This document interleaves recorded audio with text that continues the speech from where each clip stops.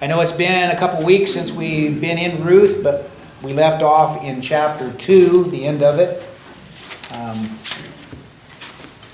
I don't know as we need to go back over it, but I'm sure that we probably will touch on a few things that we've already hit on before. But in Ruth 3, verse 1 is where we'll start today. We remember where Ruth's at. She's been gleaning in the fields of Boaz. Boaz is honoring her for her honoring Naomi. He sees a worthy woman that's concerned about her mother-in-law. And he has been honoring her as she's gleaning. He's been telling her to be with the women of the field. Told some of the harvesters, pull a few stalks of wheat out of the sheaves so that she can get to it easier. He's giving her grain. He's giving her food and drink. He's treating her like one of his servants. So he's recognizing her. She doesn't really know much about him other than the fact that he is a nice guy. When she goes back and tells Naomi, of course, who this is, she remembers. I think this is one of our kinsmen. So that's where we left off, basically. So in chapter 3, one day Naomi, her mother-in-law, said to her, "My daughter, should I not try to find a home for you where you will be well provided for? Is not Boaz with those servant girls you have been a kinsman of ours? Tonight he will be winnowing barley on the threshing floor. So wash and perfume yourself and put on your best clothes. Then go down to the threshing floor, but don't let him know you are there until he has finished eating and drinking. When he lies down, note the place where he is lying, then go and uncover his feet and lie down. He will tell you what to do." Okay, now Naomi, what does she mean by saying, "My daughter, should I not try to find a home for you where you will be well provided for?" Okay, now what's Ruth been doing for Naomi? Same thing, huh? Providing for her. She'd been going out and gleaning in the fields, bringing back the grain, providing for her. Now Naomi's saying, I need to provide for you. I need to figure out something for you. She knows that Boaz is a kinsman. She's thinking in her head, okay, now if there's any way that we can get a connection here, this will give Ruth a man in her life. This will save Naomi's lineage, property, all that stuff. It will be taken care of if this will happen. This is what she's got in mind. She tells her, tonight he will be winnowing barley on the threshing floor. She knows where Boaz is going to be. Wash and perfume yourself, put on clean clothes, make yourself presentable. What would normally, thinking back, what would they normally be wearing? A woman that has just lost her husband. Black clothes. Clothes of mourning. I mean, it hasn't been that long. I don't think it's been a year. I think, at the end of the barley season, maybe 2-3 months. She's still mourning. She lost a husband. I'm sure that Naomi's doing the same. Those generally are not presentable clothes to be wearing when you're looking for a mate. So Naomi says, we're going to find you someone. And that someone is going to be Boaz. So she tells her to wash up, perfume yourself, put on your best clothes, then go down to the threshing floor. But don't let him know you are there until he has finished eating and drinking. Why is that?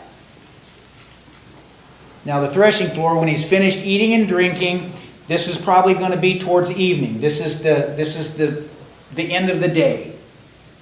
When they get done threshing on the floor. Why doesn't she want her to go down there midday? I mean, she's showing up. Go ahead, Mary. Well, I'm thinking is because so she's not like in the establishment with the workers, you know, like She's going to stand out like a sore thumb, isn't she? When she's coming all dressed up, perfumed, good clothes. Normally she's showing up in work clothes or morning clothes or whatever, right? To thresh. She's going for a different purpose now. Hughie. Normally, apparently she took off her morning coat, Exactly. which indicates that now I'm over my grief. Exactly. Exactly. So she's supposed to go down there to the threshing floor. Don't let him know you are there until he has finished eating and drinking. Okay, and when he lies down, note the place where he's lying, then go and uncover his feet and lie down. He will tell you what to do. This is what Naomi has got planned. That she is going to send Ruth down there into the evening. He's going to eat, drink. He's going to be tired from being on the threshing floor. He's going to lay down. And she says, you go and find out where he's going to be laying.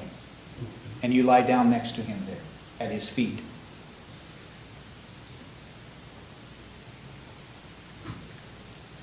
A lot of people will kind of put a sexual connotation on that.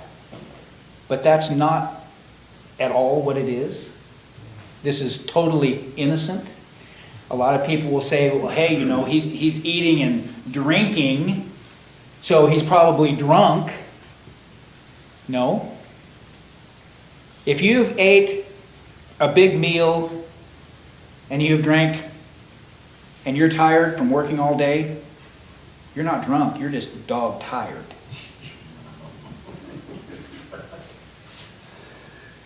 What is the...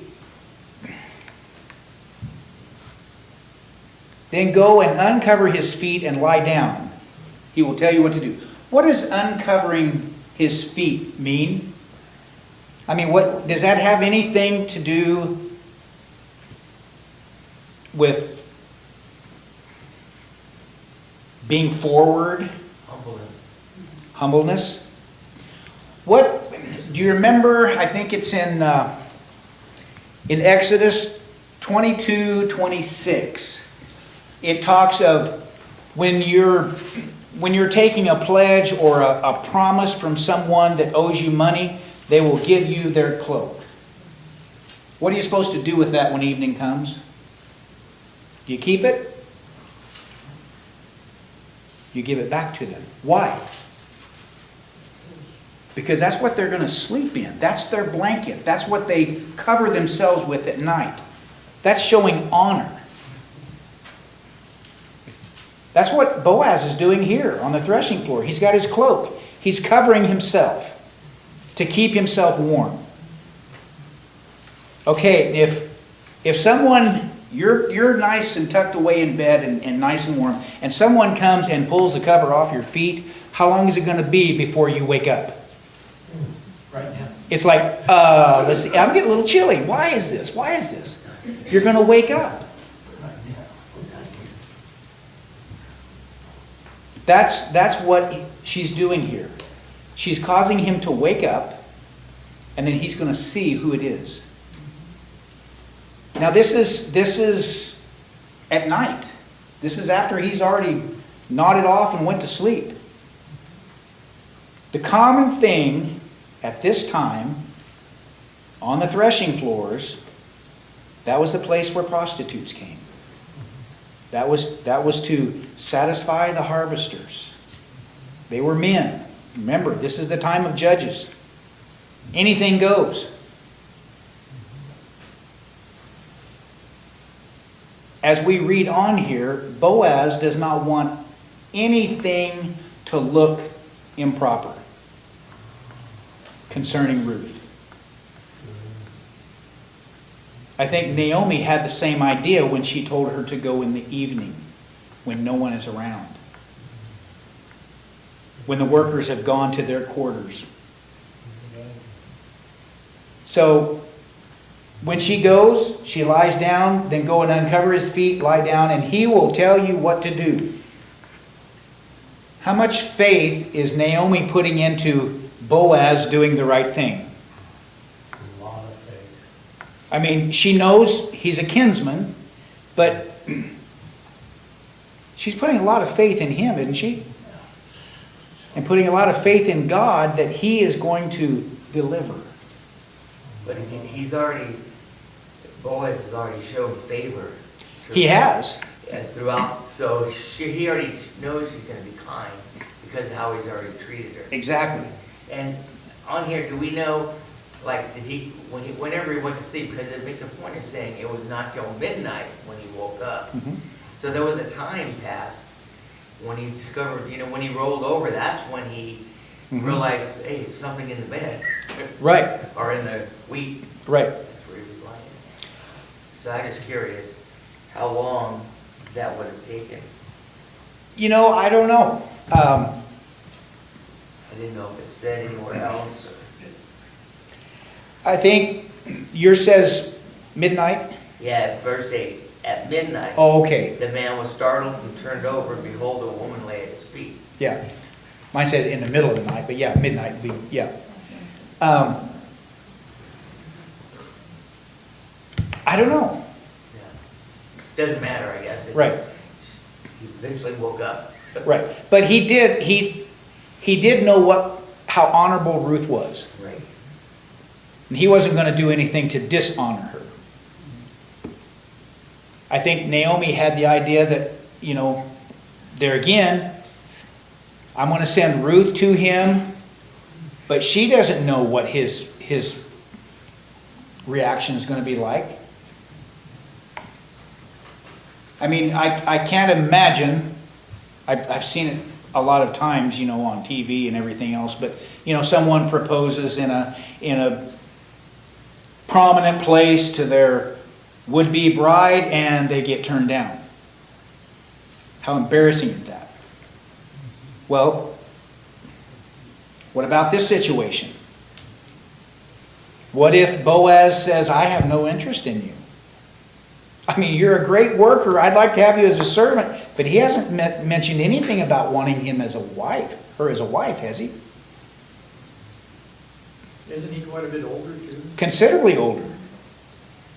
And there again, Ruth hasn't said, I'd like to have him for my man.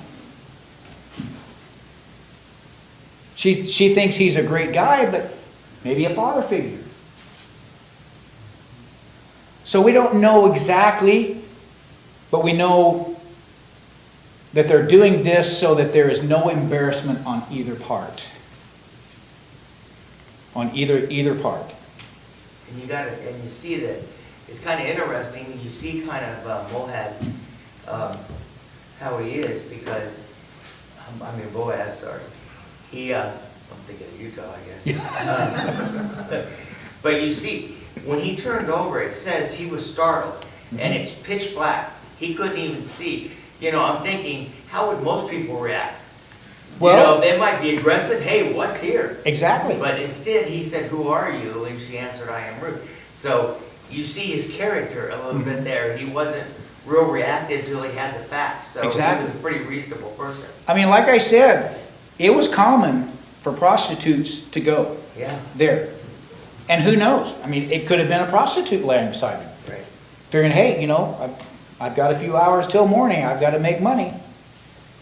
So he doesn't know. Yeah. I mean, they snuck in. So in verse 5, I will do whatever you say, Ruth answered. So she went to the threshing floor and did everything her mother-in-law had told her to do. When Boaz had finished eating and drinking, he was in good spirits. He went over to lie down at the far end of the grain pile. Ruth approached quietly, uncovered his feet, and lay down. In the middle of the night, something startled the man, and he turned and discovered a young woman lying at his feet. Like Dan said, he was startled. Like, what's going on here? And I don't know what time of year. It's got to be warm, and maybe she uncovered his feet as soon as she laid down, right? But it was the middle of the night before he woke up. So who knows? It may have been warm enough that it didn't get cold enough that he right away, somebody uncovered my feet. Who is this? He was sound asleep because he woke up startled. And then he's finding, okay, who is this?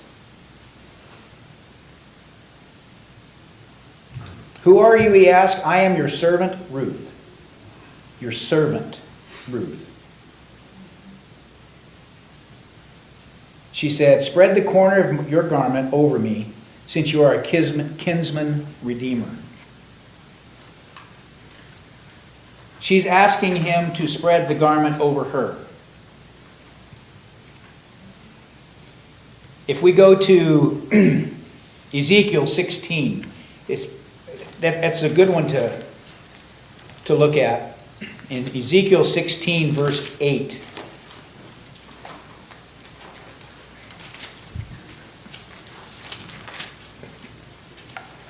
This passage in chapter 16 of Ezekiel is basically, as it says in this one, it says, an allegory of unfaithful Jerusalem and how God looked at them.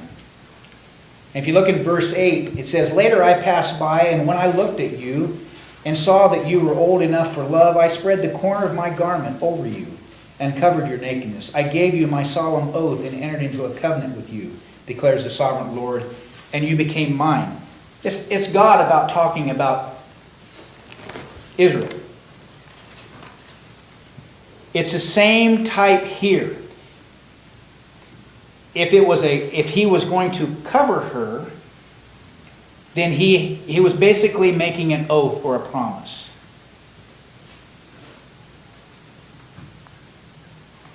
She's asking for him to cover her. And in verse 10 he answers, the Lord bless you, my daughter, he replied. This kindness is greater than that which you have showed earlier. What kindness did she show earlier? What's he referring to? The kindness earlier. Helping Naomi. Remember, Ruth is a young woman that if she was thinking of herself, there would have been no problem with her finding a mate, would there have been? Going to Bethlehem, I'm sure she was probably attractive out of her mourning clothes. But she could have gotten hitched any time, couldn't she have? And what would that have done with Naomi? Where would Naomi be? If she married someone that was not a kinsman to Naomi, where would Naomi be? On her own. No man, no one, period. Her kindness was that I want to take care of my mother-in-law. Yeah, I could have had any guy, but I want the kinsman so that my mother-in-law can be taken care of. She wasn't thinking of herself, was she? Same thing when they headed out to Bethlehem. Naomi tried to convince him. Go back to your own country. Go back to your own clan. She said, no. Your people will be my people. Your God will be my God. When she said, your people will be my people, this is proving it, isn't it? She wants to be part of it. So the kindness is greater than that which you've showed earlier. You have not run after the younger men, whether rich or poor. And now, my daughter, don't be afraid. I will do for you all you ask. All my fellow townsmen know that you are a woman of noble character. Her reputation has spread, hasn't it? That's a pretty good feeling, isn't it? To know that your reputation of goodness, of noble character has spread. Now, I'm sure there was other women that weren't quite like that, and that was spread too. But Ruth is one to be reckoned with. She's of noble character. Although it is true that I am near of kin There is a kinsman redeemer nearer than I. Wow. Here, I thought wedding bells were chiming already. Everything was great, wasn't it? I mean, it looks like it's going to work out perfect, isn't it? And what does he do? It's not, is it? I am a kinsman, yes, but I'm not the nearest one. I'm sorry, I can't be. Kind of deflating, isn't it? Here, I thought it was already set. But yet, he knows of a kinsman that is nearer. Which you can't, you got to go exactly the way it should go, according to law. So there is a kinsman that is nearer. Stay here for the night, and in the morning, if he wants to redeem, good, let him redeem. But if he is not willing, as surely as the Lord lives, I will do it. Lie here until morning. Did he have to say anything about it? I mean, if he really wanted Ruth as his wife, did he have to say anything about there's somebody closer? He didn't have to. If he wanted her as his wife, he could have said, yep, I'll redeem you. But then what would that have done with Naomi? I mean, he's not the nearest kinsman. And that nearest kinsman, if he didn't want to have anything to do with Naomi, she's stuck, isn't she? So Boaz is looking out for Naomi also, isn't he?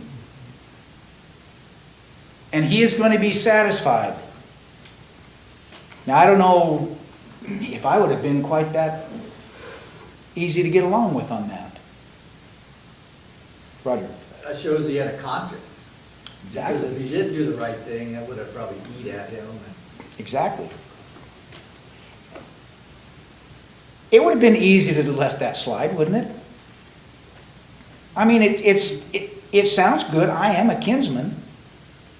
But he's just not the nearest one. Not the one that actually would make the difference. And as he said, he's just pretty upfront there. He said, stay here for the night, and in the morning, if he wants to redeem you, good. If this nearest kinsman wants to redeem you, that's good. But if he doesn't, I will.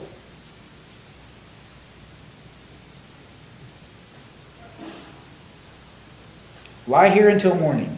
So she lay at his feet until morning, but got up before anyone could be recognized. And he said, don't let it be known that a woman came to the threshing floor.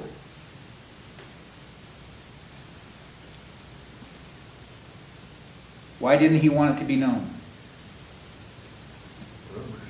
Rumors have a tendency to really fly, don't they? Gossip. He wanted to keep the reputation, her reputation pure, didn't he? And gossip. Yeah. I mean, you have one thing to say about somebody that's, ooh, yeah, listen to this. And how fast does it go? It would have taken no time for someone to say, hey, did you see who Boaz was with? All night? Whew. He didn't want that to happen with Ruth, did he? He wanted to protect her. So, before light, and then in verse 15, he also said, bring me the shawl you are wearing and hold it out. And when she did so, he poured into it 6 measures of barley and put it on her. And then he went back to town. Why did he give her barley? Again, showing honor to her, taking care of her. Was it important to him to have Ruth and Naomi taken care of? Even though he knew he might not be in the lineage here as far as being close to them as much as this other guy supposedly is. He's still encouraging them. So she goes back to Naomi. When Ruth came to her mother-in-law, Naomi asked, "How did it go, my daughter?" I can imagine what she was hoping to hear. Probably hoping to hear that, hey, yep, everything went great. Yeah, we're getting married next week.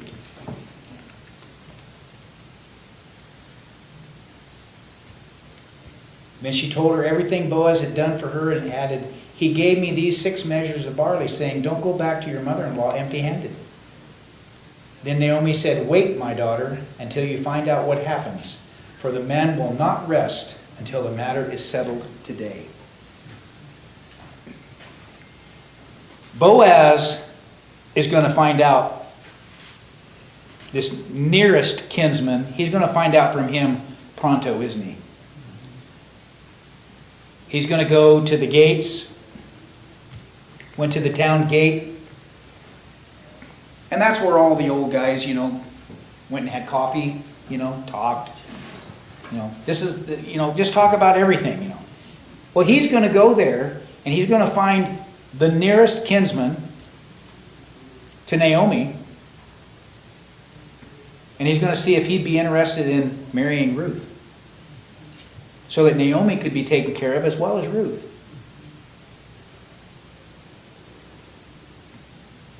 Now, would we have that same attitude to go that extra mile for somebody that we may not get anything out of? Boaz, if this guy agrees, what's Boaz getting out of it? Treasures in heaven. That's an instance of agape love. He's working in her best interest. For her best interest, not for his. The same with Ruth. She didn't work for her best interest. She could have had any guy. She was working for the interest of Naomi. Now he's working for the best interest of those 2 women. No matter what the outcome is, if he decides to take Ruth, he's going to be satisfied. Throughout all of this, God's providence always works out, doesn't it? Nothing like this could have happened just by happenstance. When he goes to the nearest kinsman, is God's providence working there? Of course. Because the nearest kinsman could have. I'm sure, see, there's more at stake here than just taking Ruth, probably a nice looking woman, as a wife. There's land. You're buying into history here. You're buying into whatever Elimelech had. It's not just getting a pretty woman to add to, who knows, he probably already was married. This might have been his 2nd, maybe 3rd wife. Who knows? I Jenna. think the one sentence in verse 17 is the clue: do not go to your mother-in-law empty-handed. He was thinking of Naomi right there. Mm-hmm. Exactly. And I think it might have given some encouragement also to Naomi as well as Ruth, in the fact that, what if he just said, just go on back home, I'll get this figured out some way. Just go on back home. Ruth shows up. We don't have much to eat today. Well, he didn't really give me an answer. Nothing happened. Kind of discouraging. Giving a little bit of an encouragement that, you know what? No matter what, you're going to be taken care of. I'm still going to take care of you. Go ahead, Dan. Well, then, you see that Naomi knew Boaz real well. Mhm. Because in 18, she closes with the thought, just wait till the matter turns out. This man will not rest Exactly. until he... So you see his heart. He's gonna, that's his priority. I mean, here's a man with wealth, with land. Yeah, I'm sure he had a lot of responsibility. He had servants, he had all these things, but Yep. he's gonna make this his priority and handle it right away. And Naomi knew that he was gonna do that. Right. So that shows his character and his heart. Because he was on the threshing floor just the day before, wasn't he? Yep. He was there. He would be there on this day, the next day, wouldn't he? If there wasn't something that was urgent to take care of? If there wasn't a decision to be made? Mary Lou? Well, he had to have known that Naomi sent her. She didn't know their customs. Probably, yeah, Ruth probably wouldn't have known, you know? Because she told her, do everything I said for you Right. to do. Well, I'm sure he realized, because she's a foreigner. Oh yeah, he knows she's a Naomi foreigner. probably And, had to tell, you know. but remember too, that Ruth said, I'm going to do everything that you do. I'm going to emulate my life after you. Your people are my people. Your God are my God. Where you die, I'm going to die. Where you live, I'm going to live. I'm going to take on your whole persona. But still, Boaz recognized her as a foreigner when she first came to the field. Who is this? She's not a local. Boaz, you know, obligated to take care of her, really. Well, he wouldn't have had to. Yeah. That's the thing. He wouldn't have had to. No. She's just another poor person out there gleaning. He wouldn't have had to take her in. He could have said, you know what? Go to the neighbor. I've had enough gleaning in my field. Go to the neighbor. He's got more out there. He doesn't have very good harvesters. They leave a lot of wheat in their field. There's gobs of barley over there at the neighbor's. He could have said that. But he didn't. And remember, he had the harvesters take stalks out of the sheaves for her. He gave extra. There was a spark going on there. But in the end, it's still going to be up to the decision of this nearest kinsman, what his decision is going to be. Because Ruth could be taken away. I'm out of time. I actually went over a little bit. But, next week we'll get into that in chapter 4. We'll see how this is all handled. Thanks for all your comments.